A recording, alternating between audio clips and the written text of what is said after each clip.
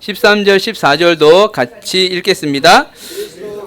우리를 위하여 저주를 받은 바 되사 율법의 저주에서 우리를 속량하셨으니 기록된 바 나무에 달린 자마다 저주 아래 있는 자라 하였음이라. 이는 그리스도 예수 안에서 아브라함의 복이 이방인에게 미치게 하고 또 우리로 하여금 믿음으로 말미암아 성령의 약속을 받게 하려 함이라. 아멘. 이 갈라디아서 3장 13절 14절 말씀이 굉장히 중요한 말씀이라고 저는 생각을 합니다. 이 안에 가장 중요한 예수님의 대속 사건과 또 그것을 통한 하나님과 나와의 연결됨, 그 연결로 인해서 우리가 이제 하나님의 축복받은 자라는 것을 확인할 수 있는, 이 모든 것이 이렇게 담겨져 있는 그러한 말씀인 것 같습니다. 아브라함의 복은 무엇인가요? 아브라함의 복은 하나님께서 아브라함을 부르셨을 때 두 가지 복을 주셨잖아요. 첫 번째는 자손에 대한 거, 두 번째는 땅에 대한 거, 주셨어요. 이제 그 당시에는 자손의 복, 땅의 복이 굉장히 지금도 중요하죠. 아무튼 중요합니다. 왜냐하면 내가 거쳐야 할 곳, 그러니까 내 영역인 거죠. 그때는 이제 아무래도 유목민 시절이다 보니 어떠한 요즘같이 무슨 아파트 한 채 이런 개념이 아니고, 그죠? 삶 전체에 영향을 주는 그런 큰 영역을 의미합니다. 그리고 그 당시에는 땅이 중요한 것은 모든 땅이 많이 척박했기 때문에 좋은 땅을 차지하는 것이 굉장히 치열한 경쟁이었거든요. 그래서 땅에 대한 것. 그리고 민족에 대한, 자손에 대한 것은 아마 지금도 아마 생물학자들이 비슷한 이야기를 많이 해요. 자손이 이어지는 것은 생명의 이어짐으로 보는 거거든요. 그러니까 나는 언젠간 죽잖아요. 70, 80 되면 죽는데 그 생명이 영생이라는 개념까지 확대돼서 해석을 하다 보면 나는 죽지만 나의 생명은 자손으로 이어진다. 자손으로 또 이어진다. 그런 개념이 있기 때문에 자손이 번성해지고 계속 이어지는 것은 생명의 연속성, 생명의 확장, 이런 건 개념이 아마 구약시대 때는 있지 않았을까 생각을 하고요. 그것이 이제 신약으로 넘어왔다라는 것은 제 생각입니다. 그러니까 범사죠, 범사. 우리가 살면서 가장 중요한 사실 기본은 의식주거든요, 의식주. 이 의식주에 해당하는 복이 자손과 땅에 대한 축복이다라고 저는 생각을 합니다. 그래서 하나님께서 구원해 주심으로 나와 하나님이 연결이 되고 그 연결됨을 통해서 이제 형통한 복을 받는데 기본적으로 의식주 문제는 하나님이 해결해 주신다. 그 복을 우리에게 허락해 주셨다라고 믿습니다. 첫 번째는 저주와 축복입니다. 저주의 원인은 여러분 잘 아시겠지만 저주의 원인은 잠시만요.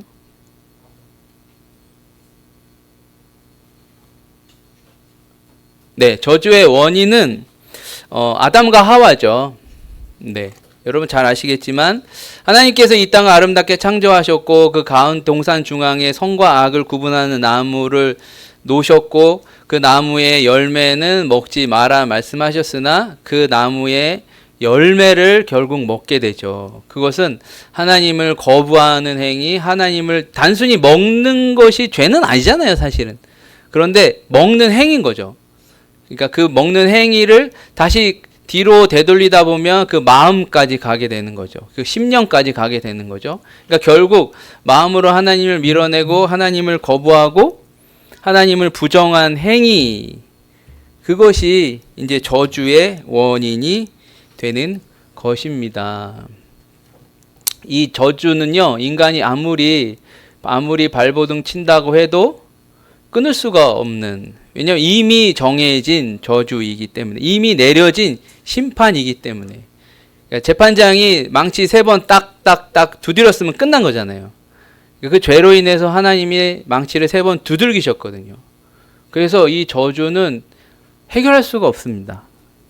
이미 선포된 거기 때문에. 하나님은 공의로우신 하나님이십니다. 공의로우신 하나님이 때로는 굉장히 무섭죠. 원리 원칙이 있다라고도 말씀할 수 있습니다. 그래서 죄에 대해서 정확하게 형벌을 내리시는 그런 하나님이십니다. 그래서 이 공의와 사랑이 충돌한다라는 말도 써요. 우리 하나님이 사랑이 충만하신 하나님이시잖아요. 그러면 이러한 죄도 넘어가실 수 있지 않아. 그죠? 부모가 자식의 잘못을 보고 한번 참아주듯이, 눈 감아주듯이 넘어갈 수도 있잖아요. 한 드라마가 생각이 나는데, 그 아들이, 나중에 드라마의 중간 이후부터 나온 이야기지만, 이 아들이 연쇄살인 범이었어요. 근데 그거를 아버지는 일찍부터 알고 있었지. 근데 이걸 가리기 위해서 아버지가 또 다른 범죄를 저지르는. 그러니까 아들을, 사랑하는 아들을 감춰주기 위해서, 사랑하니까 감춰주기 위해서. 그런데 그런 감춰주는 행위가 오히려 죄라는 거죠, 죄. 오히려 정확하게 알려주고 공의로 다스리고 정확하게 말해주고 심판하고, 그래서 그에 합당한 벌을 주는 게 스페셜 사랑이라는 거죠. 특별한 사랑. 네. 그래야 이 아들이 더 올바로 갈 수 있으니까. 그래서 한편으로는 하나님께서 그냥 망치 3번 두드리고 너 이 죄 있어, 이렇게 형벌 받아야 돼 하는 것도, 하나님이 우리를 너무나 극진히 사랑하시기에 너무 관심이 있으시니까 결국에는 우리가 가야 할 길이 가장 좋은 장소로 가야 하기에 하나님이 그렇게 내리시고 3번 망치를 두들기시고 그 길을 잘 가도록 막 정말 최선을 다한 노력이 예수님이 아닐까, 그렇게 생각을 합니다. 이미 우리는 벗어나 있잖아요. 그리고 이런 저주 가운데 살아가고, 그죠? 그게 하나님의 공이었죠. 그러나 이 자식들이 그래도 회복되어지고 저 좋은 곳을 가기 위해서 이제 자기 몸을 던지신 거죠. 그런 희생으로, 죄를 없애는 방법으로. 어쨌든 지금 괜히 얘기가 많이 갔는데요. 그래서 인간의 삶에는 저주, 소위 말해서 가시와 엉겅퀴가 이 세상에 뒤엎게 됐다. 그래서요, 인생은 항상 쓰라려요. 아프고 가시와 엉겅퀴가 만연한 세상이기 때문에 어딜 가든 피나고 상처나고 아프고 불안하고 스트레스 쌓이고 하는 삶, 사실 그러한 삶이 더 힘든 삶 같아요. 조금이라도 덜 아프면 좋겠는데, 그래서 이러한 저주를 우리는 끊을 수가 없습니다. 아무리 노력해도.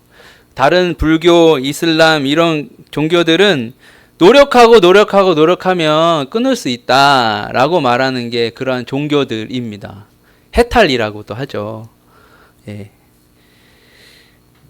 그래서 하나님께서 선택하신 방법은 속량입니다. 속량. 이 죄로부터의 속량.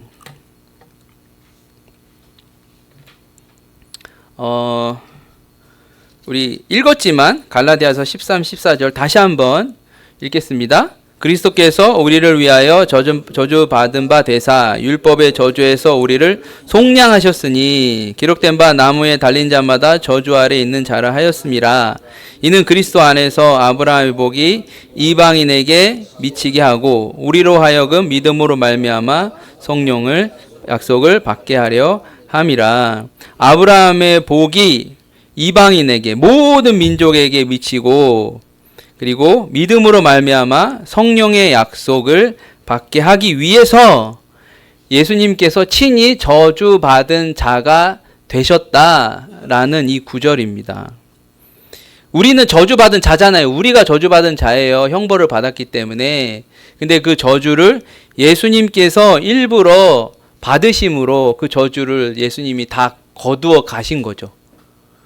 그래서 이제는 이방인인 우리가 이제 아브라함의 복을 받고 누리고, 그리고 성령의 약속을 또한 받게 하기 위해서 속량하셨다라는 것입니다. 하나님의 아들인 하나님의 아들이 인간 대신 저주를 짊어지고 피를 흘리심으로 우리는 저주에서 벗어나게 됐다. 이것이 굉장히 중요한 사건입니다. 그래서 예수 그리스도를 믿으면 구원을 받는다가 바로 이게 핵심 키예요. 네. 우리는 벗어날 수가 없어요. 어떠한 노력으로도 안 돼요. 근데 세상 사람들은 믿는다고 그게 다 돼? 근데 단순한 믿음이 아니에요. 우리가 세상 사람들이나 우리가 쉽게 생각하는 그 믿음은 잘 될 거야, 성공할 거야, 받을 거야, 그런 믿음이 아닌 거예요, 사실은. 여기서 말하는 믿음은 예수 그리스도를 믿는 거예요. 예수 그리스도께서 십자가에서 죽으심을 믿는 거예요. 예수님께서 십자가의 죽으심으로 내 죄의 형벌을 다 가져가셨다라는 것을 믿는 거예요. 그게 믿음입니다. 그게 처음 시작하는 믿음. 그걸 믿어야만이 그렇게 되는 거예요. 할렐루야. 네, 예수님이 다 가져가셨으니 내 몸에 남은 형벌은 없어진 거예요. 그게 그 믿음으로 자연스럽게 그렇게 상황이 되는 겁니다. 네, 그래서 그 믿음이 굉장히 중요하고 기독교인으로서의 그 믿음만은 절대 잊어버리시면 안 된다. 할렐루야. 네. 그러면 세 번째, 형통의 복이란 무엇인가? 교재에도 나와 있지만요. 우리는 요한 3서 2절을 기준으로 해서 이렇게 형통의 복에 대해서 이야기하는데, 범사라는 것은 모든 일이라는 거고요. 모든 일, 나와 관련된 모든 일. 네, 어떤 뭐 특정한 가정일이나 사업이나 그걸 넘어서 모든 일. 이것이 어떻게 된다? 잘 된다. 잘 된다라는 의미는 성취된다, 성공한다, 넘어간다, 극복된다 라는 그런 의미입니다. 그러니까 나와 관여한 모든 일이 잘 되고 성취되고 성공한다, 이런 것을 이제 기도하는 거죠. 시편 1편 3편 말씀 있죠? 34페이지 연결해서요. 같이 한번 읽겠습니다. 그는 시냇가에 심은 나무가 철을 따라 열매를 맺으며 그 잎사귀가 마르지 아니한 같으니 그가 하는 모든 일이 다 형통하다. 저는 이 말씀이 진짜 너무 좋은 것 같아요. 진짜 좋은 것 같아요. 시냇가에 심은 나무가, 시냇가에 심겨진 것은 정말 대단한 은혜입니다. 나무는 자기 스스로 옮겨 다닐 수 없어요. 그죠? 다리가 있는 게 아니니까. 그 시냇가에 심겨진 나무, 당연하죠. 계속 생명의 물을 공급받으니까요. 이게 중요한 거예요, 이게. 그러니까 계속 생명의 은혜를 공급받으니 당연히 철을 따라 열매를 맺는 것이고, 그 잎사귀는 당연히 마르지 않는 거예요. 할렐루야? 그럼 우리는 어디에 있어야 됩니까? 시냇가에 있어야 되는데, 하나님의 은혜가 흐르는 그 시냇가 옆에. 그게 굉장히 중요하죠. 그냥 붙어만 있으면 어떻게 된다고요? 열매를 맺고 마르지 않는다라는 거예요. 근데 우리는 자꾸 열매를 맺으려고 노력하고 마르지 않으려고 노력을 해요. 그게 아니라니까요. 그냥 시냇가에 붙어만 있으면 됩니다. 하나님 은혜 옆에만 붙어 있으면 열매와 잎사귀는 저절로. 제가 지난주도 말씀드렸지만 우리는 축복받은 사람이라는 거예요. 나의 정체성이. 확신하십니까? 그러면 이런 열매와 마르지 않는과 이런 축복들은요, 저절로 나타납니다. 저절로. 할렐루야?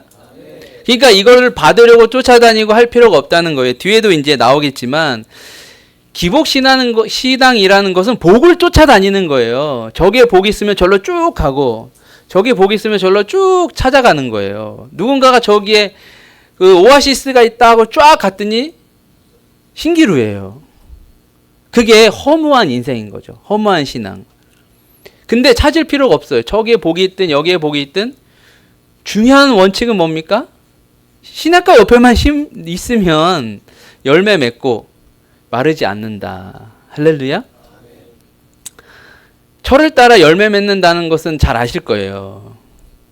요즘 한국은 철에 안 맞게 과일이 나와가지고 조금 이상하긴 한데 그래도 맛있더라고요. 이미 수박이 다 나와서 아주 단수박들이 있고 참외도 일찍 나오고, 이 조금 나라가 잘 살다 보니까 그런 것 같아요. 이게 못 사는 나라에 가면 아주 정확하게 철에만 그 과일이 나오거든요. 제가 미얀마 살았는데 망고 맛있잖아요. 망고는 5월, 6월, 7월 외에는 먹을 수가 없어요. 두리안도 6월, 7월, 8월 지나면 먹을 수가 없어요. 그때는 진짜 쌉니다. 망고는 한국에서는 하나에 막 3,000원, 4,000원 하잖아요. 그런 나라는 발로 차고 다녀요. 그냥 발로 막 차고. 그때 워낙 흔해서 마당에 망고나무 2개가 있으면 그거 다 먹기도 힘들어요. 그렇게 많이 열리고 뭐 물 주고 영양분 줘서 그렇게 열매 맺는 게 아니고 그냥 놔뒀는데 그렇게 열려요. 그럼 얼마나 달고 맛있는지 몰라요. 근데 8월만 넘어가도 없어요. 구하기가 힘들어요. 그리고 9월, 10월 이런 데는 너무 비싸서 못 먹어요. 옆 나라에서 가져왔기 때문에. 그러니까 철을 따라 열매 맺는 것은 하나님의 놀라운 축복이에요. 이 잎사귀가 마르지 않는다라는 것은 열매가 없을 때는 어떻게 돼요? 잎사귀가 계속 펴 있잖아요. 그러니까 잎사귀가 마르면 안 돼요. 그 다음 열매 맺을 때까지. 그건 진짜 건강과 축복, 그 모든 은혜를 의미합니다. 그러니까 시냇가에 심은 나무는 정말 엄청난 축복을 받은 나무죠. 그냥 광야 한가운데, 사막 한가운데 심겨진 나무가 아니라 우리는 하나님의 은혜의 시냇가에 옆에서 자라나는 하나님의 나무다. 할렐루야. 그래서 나의 정체성을 확신을 갖는 게 중요합니다. 여기 계신 분들은 하나님의 복을 받은 사람이다. 할렐루야. 누가 뭐라 해도 세상은요 그렇게 말 안 해요. 세상은 비난하는 거 좋아하고 깎아내리는 거 좋아하고 막 올라가는 사람 끄집어 내리는 거 좋아하잖아요. 무슨 복은 복이야 라고 말할지 모르지만 그런 하나님은 예수님을 십자가에서 죽이시면까지 그것을 보여주셨다니까. 그러니까 내가 그것을 인정하고 내 스스로 하나님 앞에 나아가는 것이 굉장히 중요하다. 35절에 기복신앙이라는 것이 나옵니다. 그러니까 물질만 계속 쫓아다니는 것, 축복이라고 생각하는 것만 계속 쫓아다니는 그런 신앙이 기복신앙이라는 거예요. 기복신앙에 대해서 정확하게 보고 경험하고 싶으시면 동남아 가서 불교 보시면 됩니다.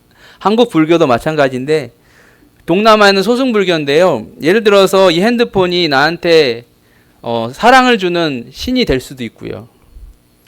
그죠?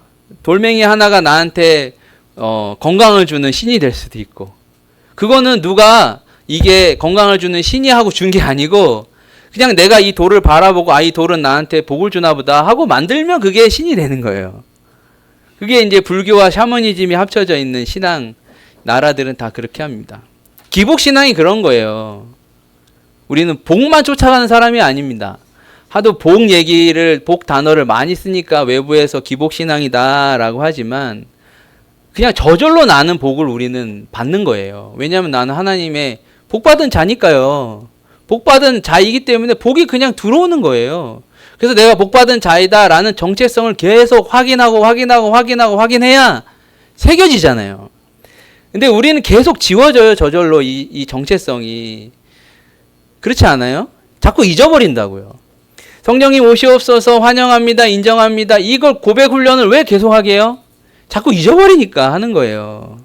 성령님이 계신데 계신 것을 모르고 잊어버리니까 그 고백을 통해서라도 계속 인식하자 해서 그 훈련을 하는 거거든요. 복을 이야기하는 것은 내가 복의 자녀임을 계속 잊어버리니까 나는 복의 사람이야, 복받은 사람이야 라고 이야기하는 거예요. 그 정체성이 계속 확고하게 있으면 복은 저절로 온다. 할렐루야.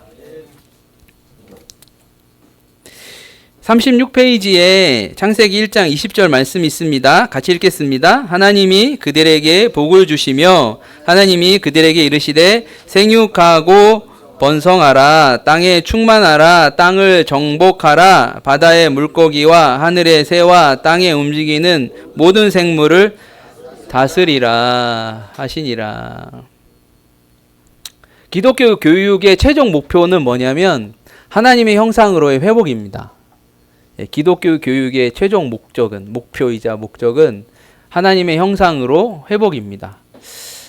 기독교적인 교육으로 하나님을 알고 하나님이 나의 하나님을 알고 하나님이 사랑의 하나님이시며 은혜를 베풀어 주시고 특별히 나의 구원을 위해서 역사하시는 하나님이시라는 것을 가르치는 거예요. 그래서 우리가 이 세상 살아갈 때 기독교적인 세계관으로 살고 그리고 우리의 심령과 우리의 생각과 우리의 마음을 기독교적인 가치관으로 변화되어져서 결국엔 우리가 하나님의 형상으로 되어지는 것이 기독교 교육의 최종 목적입니다. 그러면 그 하나님의 형상으로 회복됨은 무엇이냐면 죄 있기 전에 세상에 사람으로 되어져 가는 거예요.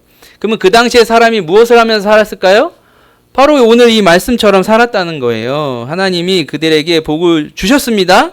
그리고 그들에게 이르시되 생육하고 번성하고 땅에 충만하라, 땅을 정복하라, 다스리라. 이것이 복받은 자들의 일이었어요. 일이라고 말하기도 그렇죠. 그 당시에는 일이라는 개념도 없었으니 그냥 이게 우리의 삶인 거예요. 할렐루야. 그래서 우리가 이 세상에서 살아갈 때, 하나님의 복의 사람으로 이 세상 살아갈 때 이렇게 살아가는 것이죠. 하나님의 복을 받았으니 이제는 생육하고 번성하고 충만하고 정복하고 다스리는 삶이 우리의 삶이라는 것입니다. 할렐루야.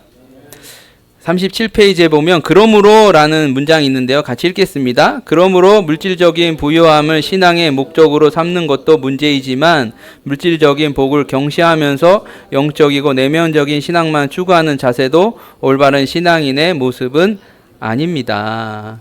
뭐 이렇게 청부론, 청빈론 이런 단어들이 있습니다. 거룩하게 부유하게 살아야 되느냐, 거룩하게 가난하게 살아야 되느냐. 뭐 아직까지도 저쪽 교단은 말이 계속 많이 있는데 하나님은 기본적으로 우리에게 복을 주셨기 때문에 그 복을 자연스럽게 누리면서 가야 한다라고 저는 믿습니다. 할렐루야. 하나님 주신 복을 그냥 내려놓고 살아가는 것도 우리의 조금 부족함이 아닐까. 주셨으니 누리고 주셨으니 나누고. 할렐루야.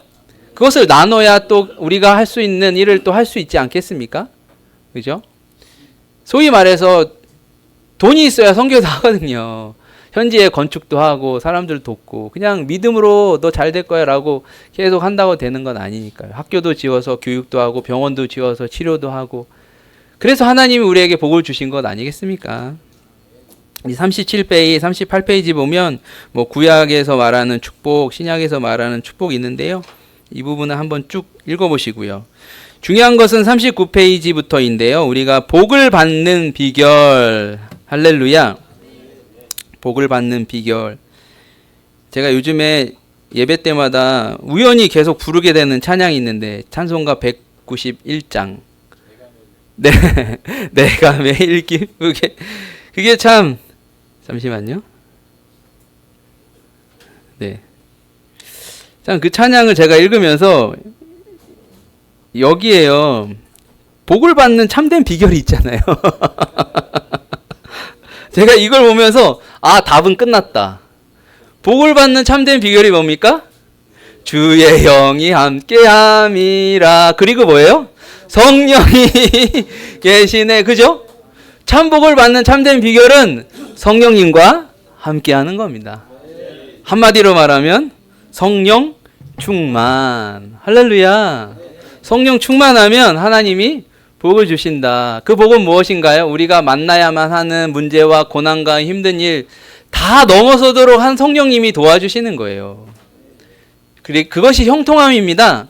할렐루야. 요셉이 아무 이유 없이 형제들한테 얻어 터지고 노예로 팔려가고 감옥에까지 갑니다. 요셉이 특별히 뭐 잘못했나요? 죄 졌나요? 아니에요. 그런데 그렇게 바닥까지 떨어집니다. 그런데 성경은 이렇게 얘기해요. 그 상황 속에서도 하나님이 요셉과 함께 하더라.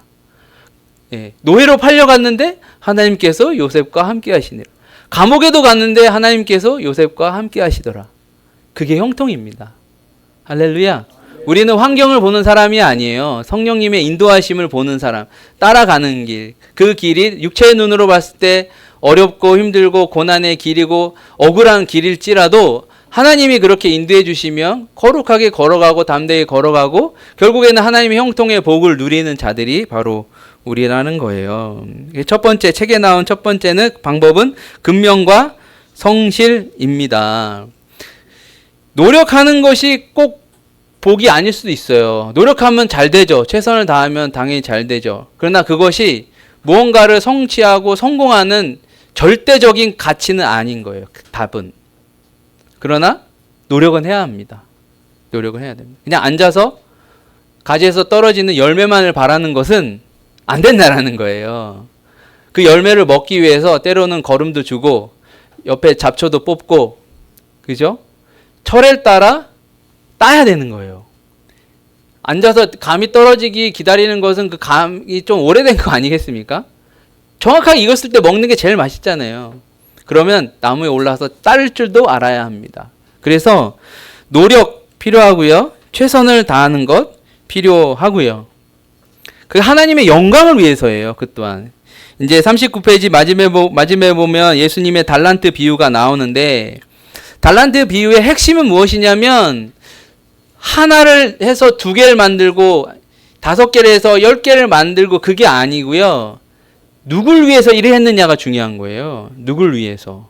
첫 번째, 두 번째 종은 주인을 위해서 충성을 다한 거예요. 이 사람들이 2배가 늘어날 줄 어떻게 알았겠습니까? 3배가 될 수도 있고 4배가 될 수도 있는데. 그러니까 그것은 중요한 게 아니고요. 그리고 지금 종에게는 한 달란트 자체도 원래 가질 수 없는 큰 돈입니다. 원래는 이 당시에 이 비유했을 때 이해하는 사람은 아무도 없었어요. 왜냐하면 종이, 노예가 한 달란트라는 어마어마한 액수를 주인이 준다. 이거는 말이 안 되는 거거든요. 그러니까 액수 자체는 의미가 없습니다. 누구를 위해서 최선을 다했느냐. 할렐루야. 그것이 충성된 종이다라는 것입니다. 두 번째로는 온전한 헌금. 헌금은 하나님이 이 모든 거의 주관자이시며 이 모든 축복도 하나님의 영광이심을 고백하는 나의 행위인 거죠. 고백의 행위로서 드리는 거예요. 네. 할렐루야. 이것이 또한 중요해요. 이게 헌금이 뭐 여기저기 많은 말도 많고 탈도 많지만, 그러나 가장 중요한 것은 하나님으로부터 온 것임을 고백한다라는 의미로 우리가 드리고, 하나님의 사역의 영광으로 사용해 주십시오라고 드리는 그런 행위가 중요하고요. 그 행위를 통해서 하나님은 또 부어주시고 또 부어주시고, 내 컵에 있는 물을 좀 따르면 얼마 남지 않는다 생각할 수 있는 게 우리 이성적인 생각이지만 하나님은 그렇지 않습니다. 비어있는 곳 하나님 또 채워주시고, 비어있는 곳 또 채워주시고, 그래서 흐르면 흐를수록 주변이 축복받고 나 또한 더 큰 축복을 받는다라는 원리입니다. 42페이지 보면 나눔인데요. 나눔은 기독교인의 기본적인 신앙생활입니다. 할렐루야. 네. 부족해도 나누고 넉넉해도 나누는 것이 기독교인의 어떻게 보면 실천적인 가장 중요한 신앙이라고 믿습니다. 할렐루야. 하나님은 이것을 통해서 가난을 해방하기 원하시고, 이것을 통해서 부족함을 해방하기 원하시고, 이것을 통해서 불안함과 스트레스와 그런 안 좋은 문제들을 해결하기를 원하신다. 할렐루야. 43페이지에 잠언서 11장 24절 25절 같이 읽겠습니다. 흩어 구제하여도 더욱 부하게 되는 일이 있나니 과도히 아껴도 가난하게 될 뿐이니라. 구제를 좋아하는 자는 풍족하여 질 것이요 남을 융택하게 하는 자는 자기도 융택하여 지리라. 할렐루야. 네. 구제를 통해서 하나님의 특별한 은혜, 넘치는 은혜 누리시는 우리 안수집사회 되시기를 축원하겠습니다. 우리 기도하겠습니다. 좋으신 하나님, 오늘 귀한 시간 허락해 주셔서 감사합니다. 하나님은 우리가 이 세상 살아가는 동안 형통하게 살기를 원하시는 하나님이심을 믿습니다. 우리의 범사에 항상 좋은 일만 허락하여 주시고 매일매일 승리하게 하여 주시고, 특별히 나눔으로 하나님의 복을 더 많이 누리고, 또 우리 이웃과 우리 사회와 우리 나라에도 풍족함이 넘쳐나도록 하나님의 사랑으로 가득하도록 주님 인도하여 주시옵소서. 예수님의 이름으로 기도합니다. 아멘.